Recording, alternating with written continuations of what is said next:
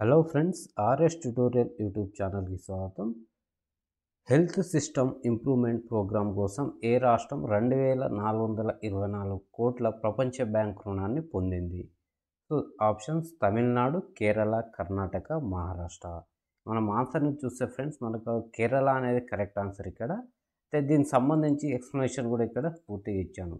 ఈ ఇనిషియేటివ్ అనేది విలువ ఆధారిత ఆరోగ్య సంరక్షణను మెరుగుపరచడం, నాన్ కమ్యూనికేషన్ వ్యాధులను నివారించడం, వాతావరణ సంబంధిత ఆరోగ్య ప్రమాదాలను పరిష్కరించడం మరియు అత్యవసర ప్రతిస్పందన వ్యవస్థలను మెరుగుపరచడం లక్ష్యంగా ఈ హెల్త్ సిస్టమ్ ఇంప్రూవ్మెంట్ ప్రోగ్రామ్ని తీసుకురావడం జరిగింది. సో 2424 కోట్లు ప్రపంచ బ్యాంక్ రుణాన్ని కేరళ రాష్ట్రం అయితే పొందింది.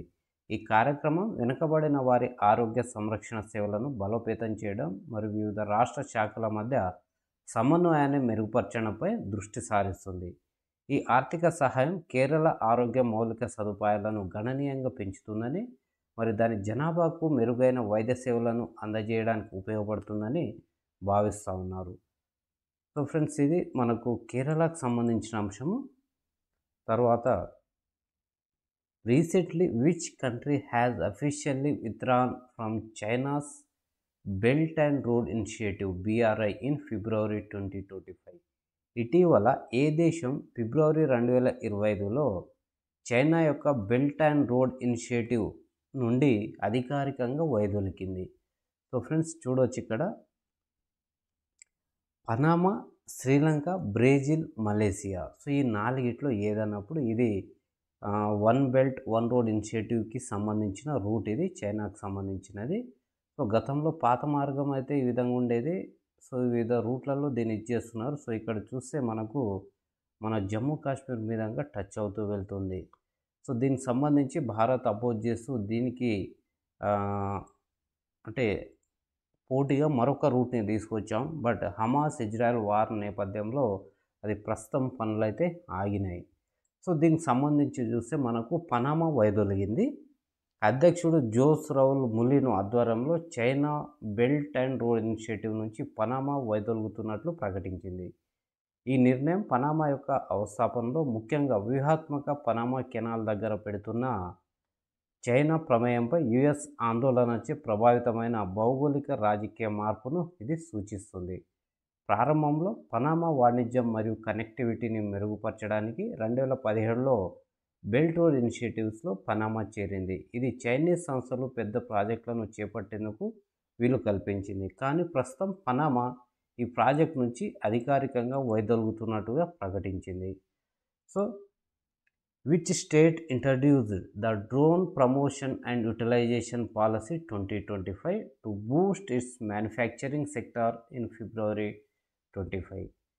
ఫిబ్రవరి 2025లో తయారీ రంగాన్ని ప్రోత్సహించడానికి drone promotion and utilization policy 2025ని ఏ రాష్ట్రం ప్రవేశపెట్టింది? సో ఫ్రెండ్స్, ఇక్కడ ఆప్షన్ చూడవచ్చు. మనకు ఆప్షన్స్ వచ్చేసి Rajasthan, Gujarat, Madhya Pradesh and Uttar Pradesh. So answer చూస్తే మనకు మధ్యప్రదేశ్ దీనికి ఆన్సరు. సో మధ్యప్రదేశ్ డ్రోన్ తయారీకి ప్రధాన కేంద్రంగా తనను తాను స్థాపించుకోవడానికి డ్రోన్ ప్రమోషన్ మరియు యూటిలైజేషన్ పాలసీ 2025ని ప్రారంభించింది. ఈ విధానం డ్రోన్ పాఠశాలలు, పరిశోధన, అభివృద్ధి మరియు స్టాంప్ డ్యూటీ మినహాయింపుల వంటి ప్రోత్సాహకాలతో పాటు తయారీ యూనిట్లకు 40% వరకు మూలధన రాయితీ అందజేస్తుంది. ఈ ఇనిషియేటివ్ 400 కోట్లకు పైగా పెట్టుబడులను ఆకర్షించడం లక్ష్యంగా పెట్టుకుంది మరియు భోపాల్లో జరిగిన గ్లోబల్ ఇన్వెస్టర్ సమ్మిట్లో ఇది ఒక కీలకమైన హైలైట్గా చెప్పవచ్చు. ఇది ఫిబ్రవరి 24 నుంచి 25 వరకు 2 రోజుల పాటు జరగబోతుంది. అందులో ఇది చాలా కీలకమైన అంశము. సో చాంగ్-E8 చంద్ర మిషన్ కోసం ఏ దేశం చైనాతో భాగస్వామిగా ఉంది? Which country has partnered with China's for the Chang'e eight lunar mission? So Russia, Pakistan, Bangladesh, North Korea.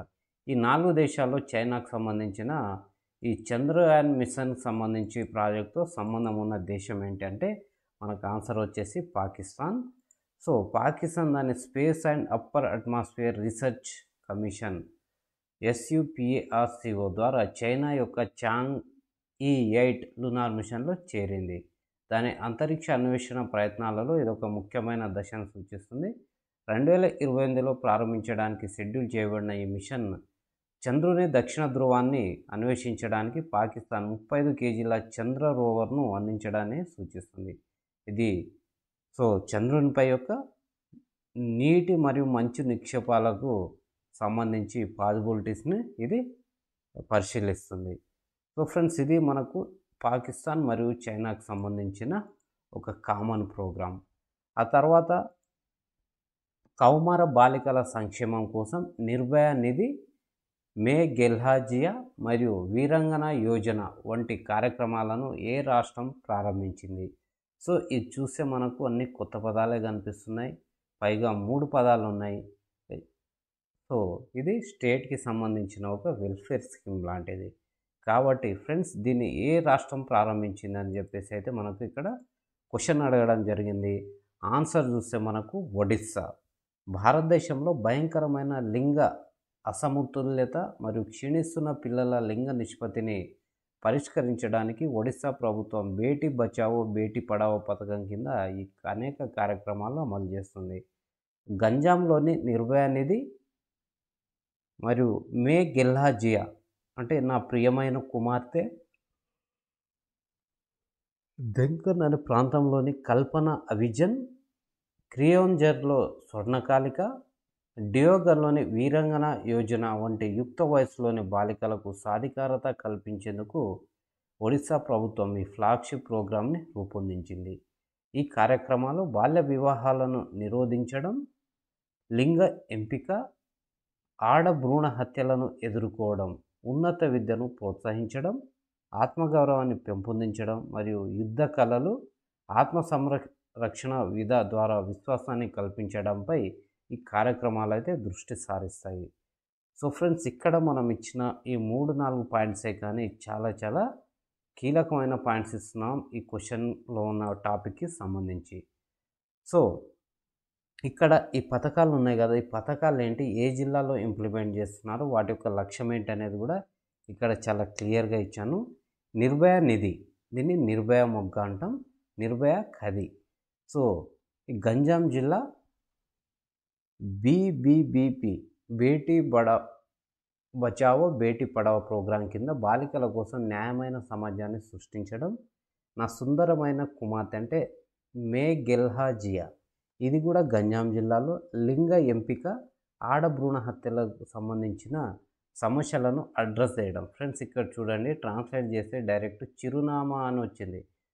Address అన్న చిరునామానే కదా, బట్ దీన్ని ఏంటంటే మనము వాటి మీద ఫోకస్ చేయడం అన్నట్టు, వీటిని అడ్రస్ చేయాలి.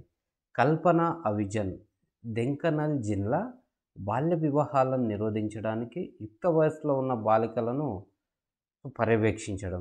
10 నుంచి 19 సంవత్సరాల వయసులో.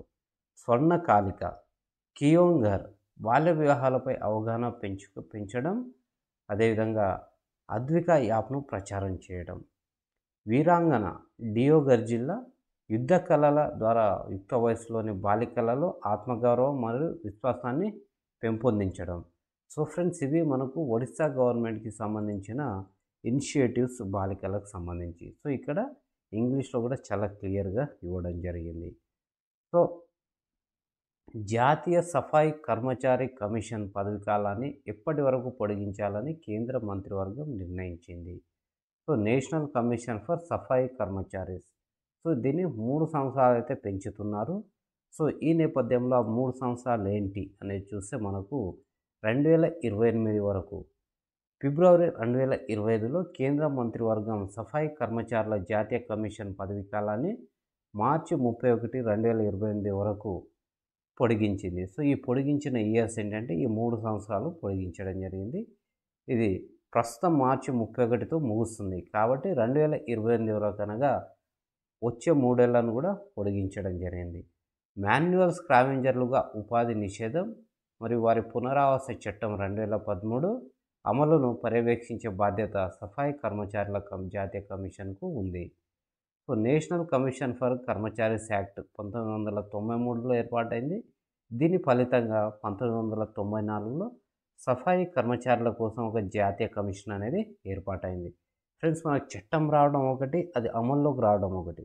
సో చట్టం అనేది 1993లోనే రావడం జరిగింది. బట్ మనకు ఇది ఈ జాతీయ కమిషన్ అనేది 1994లో ఏర్పాటు చేయడం జరిగింది. సో ఇది మనకు జాతీయ కర్మచారుల కమిషన్కి సంబంధించి అంశం. ఆ తర్వాత ఏ దేశ శాస్త్రవేత్తలు ఐవీఎఫ్ టెక్నాలజీని ఉపయోగించి మొదటిసారిగా కంగారు పిండాన్ని విజయవంతంగా సృష్టించారు? So New Zealand, Australia, Papua New Guinea, Tasmania. So ఈ 4 ఆప్షన్స్లో మనకు ఆస్ట్రేలియా అనేది కరెక్ట్ ఆన్సర్. ఆస్ట్రేలియన్ పరిశోధకులు ఒక మైలురాయి శాస్త్రీయ పురోగతిలో ఇన్ విట్రో ఫెర్టిలైజేషన్ ఐవీఎఫ్ని ఉపయోగించి మొదటి కంగారు పిండాలను విజయవంతంగా సృష్టించారు. మొట్టమొదటిసారిగా మానవ సంతానోత్పత్తి చికిత్సలో విస్తృతంగా ఉపయోగించే ఐసిఎస్ఐని ఉపయోగించి ఈ కంగారు పిండాన్ని ఉత్పత్తి చేశారు. క్వీన్స్లాండ్ విశ్వవిద్యాలయానికి చెందిన ప్రముఖ పరిశోధకుడు డాక్టర్ ఆండ్రెస్ గాంబిని ఆస్ట్రేలియా యొక్క ప్రత్యేకమైన వన్యప్రాణులను సంరక్షించడంలో అభివృద్ధికి ఇది ఒక ముఖ్యమైన దశగా అభివర్ణించడం జరిగింది. సో ఫ్రెండ్స్, మనకు ఆస్ట్రేలియాలోని క్వీన్స్లాండ్ విశ్వవిద్యాలయానికి సంబంధించిన వ్యక్తి. సో ఆ తర్వాత కొడవ సంఘం ప్రధానంగా ఏ రాష్ట్రంలో ఉంది? In which state is the కొడవ community primarily located? So మనకు ఆన్సర్ చూస్తే కర్ణాటక. సో రాజ్యాంగ హోదా, భూ పరిరక్షణ కోసం కొడవ సంఘం 82 కిలోమీటర్లు అని చెప్పేసి ఇక్కడ వార్తల్లో ఉంది. వారు ప్రత్యేకమైన సాంస్కృతిక గుర్తింపును కలిగి ఉన్నారు మరియు లైసెన్స్ లేకుండా తుపాకులను తీసుకెళ్లడానికి అనుమతించబడిన భారతదేశంలోని ఏకైక సంఘం. కొడవలు మరియు తమ వారసత్వాన్ని కాపాడుకోవడానికి రాజ్యాంగ గుర్తింపు మరియు భూమి రక్షణను కోరుతున్నారు. సో ఇది ఒక ప్రత్యేకమైన కమ్యూనిటీ. వీరు గన్స్ని కూడా తమతో పాటు తీసుకెళ్ళడానికి అనుమతి అనేది ఉంది మన భారతదేశంలో లైసెన్స్ లేకుండా. అయితే వీరు తమ సంస్కృతిని మరియు తమ భూములను కాపాడుకోవడానికి తమకు ఒక రాజ్యాంగ గుర్తింపు కావాలని కోరుతున్నారు. ఈ నేపథ్యంలో వీరికి సంబంధించిన అంశం న్యూస్లో హైలైట్ అయింది. Pinaka multiple rocket launch system ఎంఆర్ఎల్ఎస్ని ఏ సంస్థ అభివృద్ధి చేసింది? ISRO, DRDO, HAL and BDL. So మనకు ఆన్సర్ చూస్తే defence research and development organisation DRDO. So friends, ఇక్కడ ఆర్మీకి చెందిన Pinaka multiple rocket launch system కోసం మందుగుండు సామాగ్రి కోసం 10,147 కోట్ల విలువైన ఒప్పందాలపై రక్షణ మంత్రిత్వ శాఖ సంతకం చేసింది. పినాకా అనేది భారతదేశంలో ఉత్పత్తి చేయబడిన బహుళ రాకెట్ లాంచర్. రక్షణ పరిశోధన మరియు అభివృద్ధి సంస్థచే అభివృద్ధి చేయబడింది, అంటే డిఆర్డిఓ. ఇది 60 నుండి 75 కిలోమీటర్ల పరిధిని కలిగి ఉంది. ఈ వ్యవస్థ చలనశీలత కోసం టాటా ట్రక్కుపై అమర్చబడింది. సో దీన్ని తీసుకెళ్ళడానికి, మోసుకెళ్ళడానికి దీన్ని టాటా ట్రక్ని అయితే ఉపయోగించడం జరుగుతుంది. సో ఫ్రెండ్స్, అంతర్జాతీయ లెప్రసీ డే 2025 ఏ తేదీన జరుపుకుంటారు? సో మనకు ఆన్సర్ చూస్తే ఫిబ్రవరి 10. అంతర్జాతీయ లెప్రసీ డే అనేది మూర్ఛ వ్యాధిపై అవగాహన మరియు అవగాహనను పెంపొందించడానికి అంకితం చేసిన ఇదొక ప్రపంచ కార్యక్రమం. ఇది అత్యంత సాధారణ మెదడు రుగ్మతలలో ఇదొకటి. సో ఫిబ్రవరి 2వ సోమవారం నాడు పాటిస్తారు. సో 2025కి సంబంధించి అంతర్జాతీయ లెప్రసీ డేకి సంబంధించిన థీమ్ ఏంటంటే మై లెప్రసీ జర్నీ. ఫ్రెండ్స్, ఇక్కడ చూడండి, ఇక్కడ ట్రాన్స్లేట్ చేయడం ద్వారా యాస్టిస్ తెలుగులోకి వచ్చింది ఇంగ్లీష్ వర్డ్. సో మనము ఇలాంటి థీమ్స్ కావచ్చు, ఇలాంటి పదాలు, బుక్ నేమ్స్ కావచ్చు, ఇలాంటివి కొన్ని కీవర్డ్స్ టైప్లో ఉండేవి కీలకమైనవి. మనకు అది ఏ లాంగ్వేజ్లో అయితే వస్తుందో అదే లాంగ్వేజ్లో గుర్తుపెట్టుకునే ప్రయత్నం చేయాలి మనం. తర్వాత ప్రపంచ పప్పు దినుసుల దినోత్సవం 2025 ఏ తేదీన జరుపుకుంటారు? పప్పు అంటే పప్పు దినుసులు అన్నప్పుడు మనకు పల్సెస్ అంటాం పప్పుని. సో మనకు ఫిబ్రవరి 10. మన ఆహారం, పోషకాహారం, పర్యావరణం మరియు ఆర్థిక వ్యవస్థను పప్పు ధాన్యాల ప్రాముఖ్యతను గుర్తించి ఐక్యరాజ్య సమితి జనరల్ అసెంబ్లీ ఫిబ్రవరి 10ని పప్పు దినుసుల దినోత్సవంగా ప్రకటించింది. సో దీనికి సంబంధించిన థీమ్ చూస్తే అగ్రి ఫుడ్ సిస్టంలను వైవిధ్యంగా తీసుకురావడం. అవిశ్వాస తీర్మానానికి ముందు ఏ రాష్ట్ర ముఖ్యమంత్రి బీరేన్ సింగ్ తన పదవికి రాజీనామా చేశారు? సో ఫ్రెండ్స్ ఇక్కడ ఏ రాష్ట్రం అని అడిగారు, ఆ రాష్ట్రం సంబంధించిన సీఎం పేరు బీరేన్ సింగ్ అని కూడా చెప్పడం జరిగింది. అంటే ఇక్కడ క్వశ్చన్లోనే మనకు హింట్ ఉంది. సో అతను ఎవరంటే మనకు ఆటోమేటిక్గా బీరేన్ సింగ్ అనే వ్యక్తి మనకు మణిపూర్ సంబంధించిన ముఖ్యమంత్రి. మణిపూర్ అసెంబ్లీలో అవిశ్వాస తీర్మానాన్ని ఎదుర్కోవడానికి ఒక్కరోజు ముందు బీరేన్ సింగ్ ఆదివారం నాడు గవర్నర్ అజయ్ కుమార్ భల్లాకు తన రాజీనామాను సమర్పించడం జరిగింది. ఇటీవల ఫీఫా ఏ దేశపు ఫుట్బాల్ సమాఖ్యను సస్పెండ్ చేయడం జరిగింది. సో చూస్తే మనకు పాకిస్తాన్ దీనికి ఆన్సర్. అంతర్జాతీయ ఫుట్బాల్ సమాఖ్య పాకిస్తాన్ ఫుట్బాల్ ఫెడరేషన్ దేశంలో క్రీడను సజావుగా మరియు న్యాయబద్ధంగా నిర్వహించడానికి అవసరమైన రాజ్యాంగ సవరణలు చేయడంలో విఫలమైందని దాన్ని సస్పెండ్ చేసింది. 2017 నుంచి పాకిస్తాన్ ఫుట్బాల్ ఫెడరేషన్ సస్పెండ్ కావడం ఇది మూడవసారి. సో ఫ్రెండ్స్, ఈ నేపథ్యంలో ఫీఫా సస్పెండ్ చేసింది కాబట్టి ఫీఫాకు సంబంధించిన బేసిక్ ఇన్ఫర్మేషన్ చూస్తే 1904 మే 21న దీన్ని స్థాపించడం జరిగింది. దీని హెడ్ క్వార్టర్స్ వచ్చేసి స్విట్జర్లాండ్లోని జ్యూరిచ్లో ఉంటుంది. ప్రస్తుత అధ్యక్షుడు జియానీ ఇన్ఫాంటినో. సో ఫ్రెండ్స్, ఇది ఫీఫాకు సంబంధించిన న్యూస్ వార్తలో ఉన్న నేపథ్యంలో ఇది ఐసీసీ ఛాంపియన్స్ ట్రోఫీ 2025 కోసం అధికారిక పాటను విడుదల చేసింది. దాని పేరేమిటి అంటే ఐసీసీ ఒక సాంగ్ని అయితే రిలీజ్ చేసింది ఛాంపియన్స్ ట్రోఫీ నేపథ్యంలో. దాని నేపథ్యంలో అసలు ఆ సాంగ్ ఏంటి అనేది మనకి ఇక్కడ అడగడం జరిగింది. సో ఆన్సర్ వచ్చేసి జీతో బాజీ ఖేల్కే. సో ఆప్షన్ ఏ అనేది కరెక్ట్. సో దీనికి ప్రముఖ గాయకుడు అతీఫ్ అస్లాం పాడడం జరిగింది. ఈ ఈవెంట్ ఫిబ్రవరి 19 నుంచి మార్చి 9 వరకు పాకిస్తాన్ మరియు యూఏఈలో ఈ ఛాంపియన్స్ ట్రోఫీ జరగనుంది. అయితే భారత్ పాకిస్తాన్ మధ్యన మ్యాచ్ ఫిబ్రవరి 23వ తారీఖు నాడు జరగనుంది. సో ఫ్రెండ్స్, ఇవి మనకు ఈరోజు న్యూస్లో ఉన్న కరెంట్ అఫైర్స్ నేపథ్యంలో మనం తీసుకున్న ఎంసీక్యూస్ మనకు ప్రాక్టీస్ చేయడానికి కావచ్చు. ఒక టాపిక్ని చాలా ఈజీగా తక్కువ సెంటెన్స్లో తక్కువ వర్డ్స్లో తెలుసుకునే ప్రయత్నం ఇది. సో ఫ్రెండ్స్, వీడియో గిన్నె నచ్చినట్లయితే లైక్ చేయండి. అదేవిధంగా మన ఛానల్ని సబ్స్క్రైబ్ చేయడం మాత్రం మర్చిపోవద్దు. So thank you very much. జై హింద్.